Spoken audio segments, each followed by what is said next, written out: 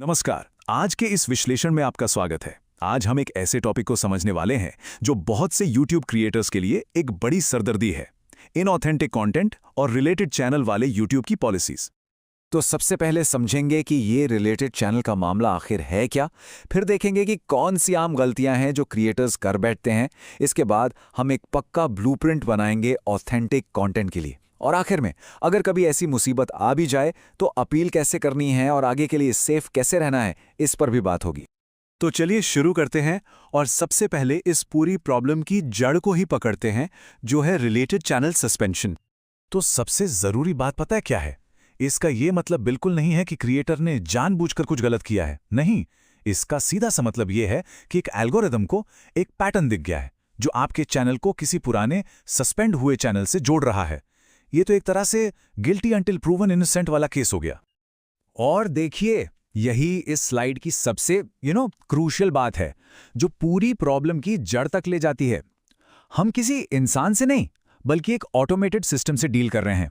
एक ऐसा सिस्टम जो सिर्फ डेटा के ओवरलैप को देखता है, आपकी नीयत को नहीं। वो एक रोबोट है, उसे कहानी नहीं, डेटा चाहिए। और ये स्लाइड एकदम साफ साफ दिखाती है कि एआई असल में ढूंढ क्या रहा है। इसमें टेक्निकल चीजें भी हैं, जैसे एक ही डिवाइस यूज करना, और क्रिएटिव चीजें भी, जैसे वीडियो बनाने का स्टाइल। जरा सोचिए, अगर दो अलग अलग लोग एक ही साइबर कैफे से अपने अपने चैनल पर वीडियो अपलोड कर दें, एआई के लिए यह भी एक कनेक्शन हो सकता है और वो इसे फ्लैग कर सकता है। चलिए अब उन आम गलतियों की बात करते हैं जो अक्सर अनजाने में ही हो जाती हैं, लेकिन चैनल के मोनेटाइजेशन को सीधा सीधा खतरे में डाल सकती हैं। ये हैं वो रेड फ्लैग्स जिनका एआई मानो इंतजार ही कर रहा होता है। खासकर एक जैसे एआई टूल्स पर पूरी तरह डिपेंडेंट हो जाना और पुराने कंटेंट को बिना कोई नई वैल्यू, कोई नया एक्सप्लेनेशन दिए बस दोबारा इस्तेमाल कर लेना। जैसे सिर्फ स्टॉक फुटेज के ऊपर एक एआई वॉइस ओवर लगा दिया। ये आजकल एक बहुत बड़ा रिस्क है। यही तो है इनऑथेंटिक कंटेंट का एक क्लासिक उदाहरण, जिसमें बनाने वाले का कोई पर्सनल टच ही नहीं है। इस मुश्किल से जूझ रहे हर क्रिएटर के लिए ये सबसे बड़ी सीख है। अपील और कंटेंट दोनों में इमोशंस नहीं, बल्कि साफ सुथरे लॉजिकल सबूत होने चाहिए। मैं इसे दोबारा कहूंगा, डेटा दिखाइए, ड्रामा नहीं। तो अब बात करते हैं सॉल्यूशन की। एक ऐसा साफ सुथरा स्टेप बाय स्टेप तरीका जिससे 100% सेफ और असली ह्यूमन टच वाला कंटेंट बनाया जा सके। ये स्लाइड सारे कंफ्यूजन को दूर कर देती है। देखिए, गैर प्रमाणिक या इनऑथेंटिक का मतलब ये नहीं है कि वीडियो में चेहरा नहीं दिख रहा है। बिल्कुल नहीं। इसका मतलब है ऐसा कंटेंट जो फैक्ट्री में बनता है, मतलब मास प्रोड्यूस्ड है, जिसमें क्रिएटर की अपनी सोच, अपनी राय, अपना तजुर्बा कहीं नहीं दिखता। जैसे एआई आवाज के साथ सिर्फ स्टॉक फुटेज चला देना या हर टॉपिक पर एक ही जैसी स्क्रिप्ट पढ़ देना। दूसरी तरफ ऑथेंटिक कंटेंट वो है जहां आपका अनुभव बोलता है, आपकी अपनी राय दिखती है और आपके समझाने का एक यूनिक तरीका होता है। सोचिए, एक बंदा सिर्फ किसी जगह के बारे में फैक्ट्स पढ़ रहा है और दूसरा उसी जगह से जुड़ी अपनी पर्सनल कहानी सुना रहा है। असली कौन है? जवाब एकदम साफ है।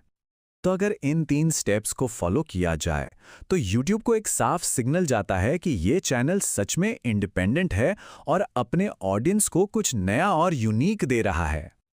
ये एक बहुत पावरफुल रूल है जिसे हमेशा याद रखना चाहिए। आइडिया भले ही सेम हो, पर उसको पेश करने का तरीका वो 100% नया होना चाहिए। तो सवाल खुद से यही पूछना है कि इस कंटेंट में ऐसा क्या है जो सिर्फ मैं दे सकता हूं? इससे दूसरों से अलग क्या बनाता है? और अब आखिर में बात करते हैं कि एक असरदार अपील कैसे लिखी जाए और भविष्य में अपने चैनल को सेफ रखने के लिए किन रूल्स को फॉलो करना है। अपील लिखते समय ये 5 पॉइंट्स वो डेटा और सबूत हैं जो YouTube की रिव्यू टीम को चाहिए। सीधी बात, नो बकवास, बस फैक्ट्स पर टिके रहना है। इस गोल्डन लाइन को अपनी अपील में जरूर शामिल करना चाहिए। ये लाइन दिखाती है कि आप प्लेटफॉर्म के रूल्स को समझते हैं, उनकी इज्जत करते हैं और यहाँ एक जिम्मेदार पार्टनर बनकर काम करना चाहते हैं। ये दिखाता है कि आप इस काम को लेकर सीरियस हैं। और अपने चैनल को लॉन्ग टर्म में सेफ रखने के लिए ये सिद्धांत बहुत जरूरी है। इनका पूरा फोकस टिकाऊ और हाई क्वालिटी कंटेंट बनाने पर है, न कि सिर्फ वीडियो की गिनती बढ़ाने पर। तो सबसे जरूरी बात यह है कि अगर असली, ओरिजिनल और ट्रांसपेरेंट काम दिखाया जाए तो मोनेटाइजेशन वापस आ सकता है।